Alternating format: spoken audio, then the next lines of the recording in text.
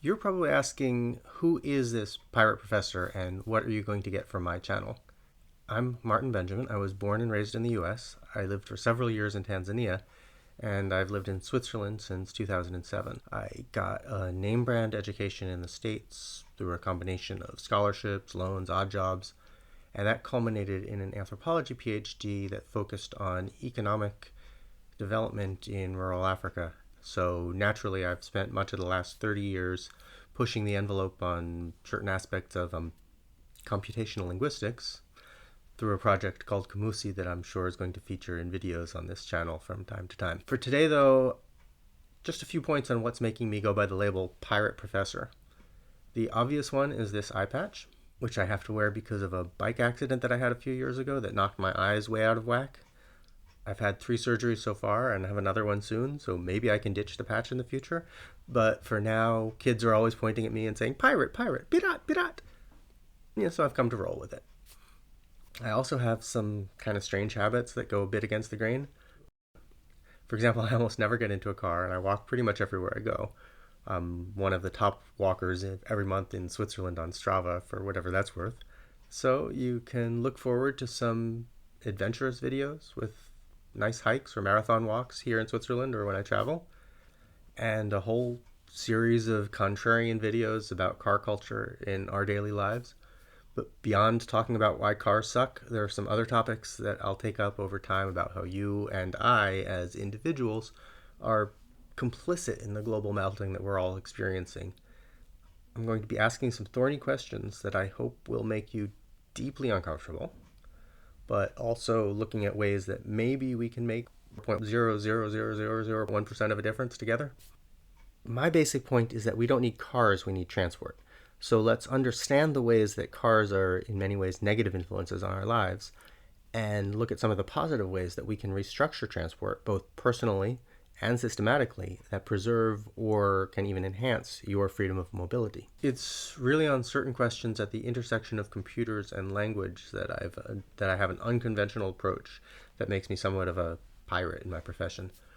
I'm not going to try to explain much in this video, but look forward to future videos. Dot dot dot. I'm a complete contrarian when it comes to things like artificial intelligence, neural networks, and machine learning, for example.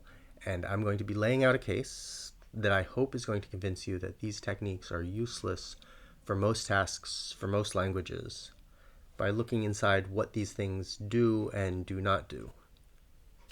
As one element of this, I did a large research project on Google Translate across all of the languages they claim to cover.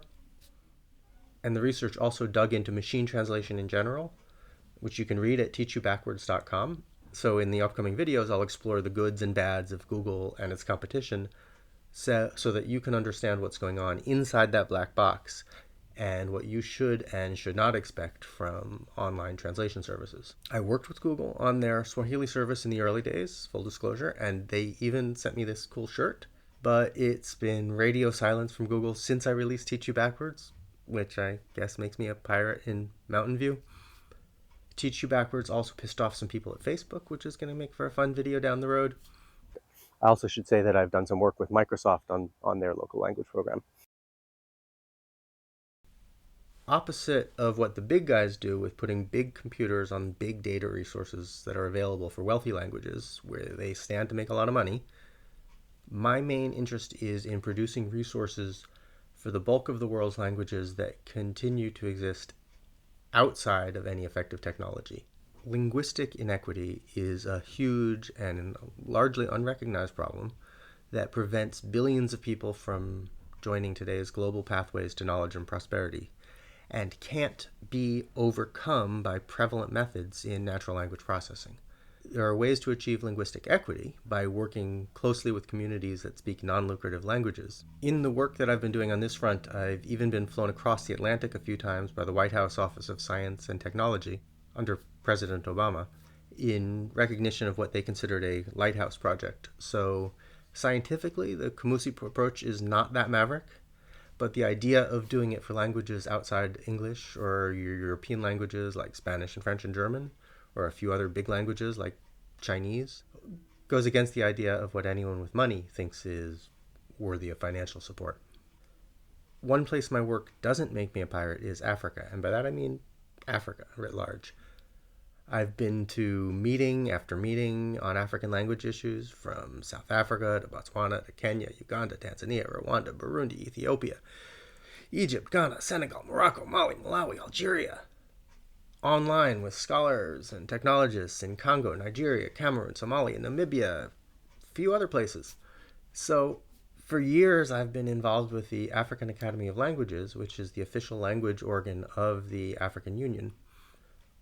We're planning a technology platform for African languages, and part of the plan is to expand what we've been doing at Kamusi into a core technology for linguistic equity for the continent. For that, I've been delegated as an emissary for the African Union to find funds and deliver results, which, let's just say, is not run-of-the-mill for some dude from Vermont farm country.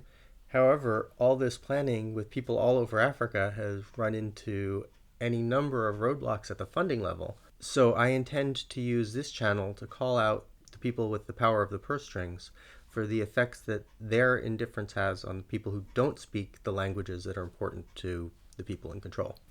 Similarly, my dissertation research on rural development in Tanzania reached some controversial conclusions about power and the reasons that international aid continues to miss its objectives, and why people in places like the village that I lived continue to remain impoverished decade after decade.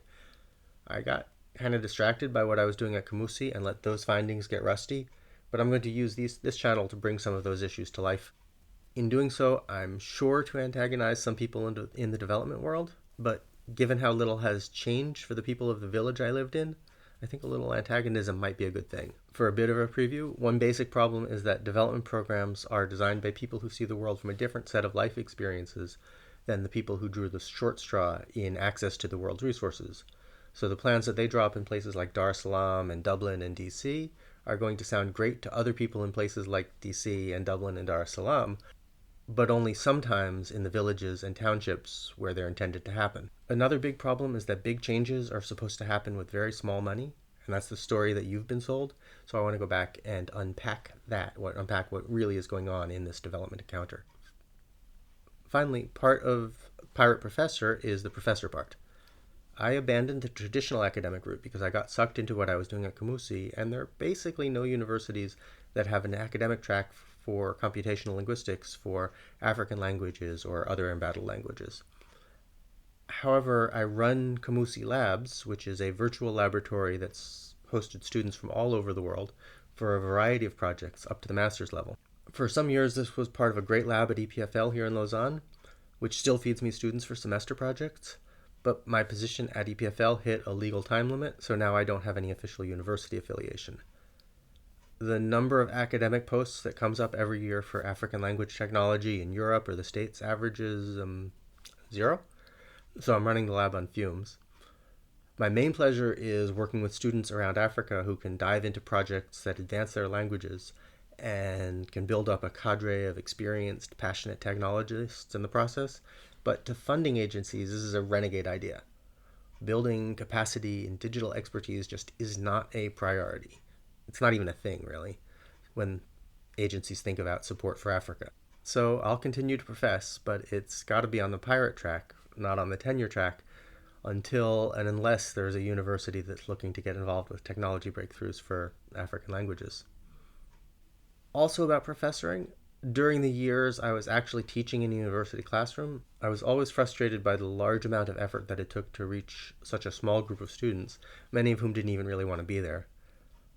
There are thousands and thousands of students out there learning IT, but let's face it, their textbooks, their professors have been working with languages like English or a few of the other big languages and don't have this breadth of perspective on issues regarding languages that don't already have large existing corpora or datasets. This channel is going to share some of the lessons that I've learned from working on languages outside of the mainstream, with the hope and the intent that students who I'm never going to see in a classroom can take away some nuggets that push a broader and more effective approach to language as the next generation moves into the software industry. Minute for minute, making videos is a lot more work than giving lectures, but I can reach a lot more people, and you've all chosen to be here. Thank you very much. I just ask you to bear with me as I learn this new medium, because producing non-boring videos is a lot more complicated than standing in front of a chalkboard or a PowerPoint. So, that's an introduction to me and to what you can expect from the Pirate Professor. There might be some other bits and bobs, cooking tips, life hacks, fun things here and there that I haven't seen anywhere else. So, stay tuned for some surprises and look forward to a bunch of stuff that fleshes out what I've talked about in this video. Along those lines, I'd like to make this channel responsive to you, so I'd be really interested in your questions and the topics in my wheelhouse that you most want to learn about. Please use the comment section to ask questions about things I've said or things you'd like me to explore. And let's look forward to seeing where this channel takes us. There are a few ways that you can get involved. The easiest is to just subscribe to the channel and let others know about it. There's no cost, there's no spam. The only consequence for you is that my videos are going to pop into your feed, which is good, if you can watch them if you're interested. And the good consequence for me is that I'll get to rise in the algorithm. Second, you can comment and ask questions, which could well influence the future videos that I make. Third, if you'd like to support the work that I'm doing making videos for this channel directly, I've started a Patreon page to try to cover the expenses. And if you'd like to support the larger activities of Camusi Labs, if you see what we're doing for the people who speak marginalized languages as innovative and important, then you can donate 10 or 100 or 1,000 or $10,000 or francs or euros or pounds to Camusi, which is tax exempt if your country recognizes a US or Swiss nonprofit tax exoneration. And we'll put that money right to work on some exciting things that I'll look forward to telling you all about in the months and the years to come.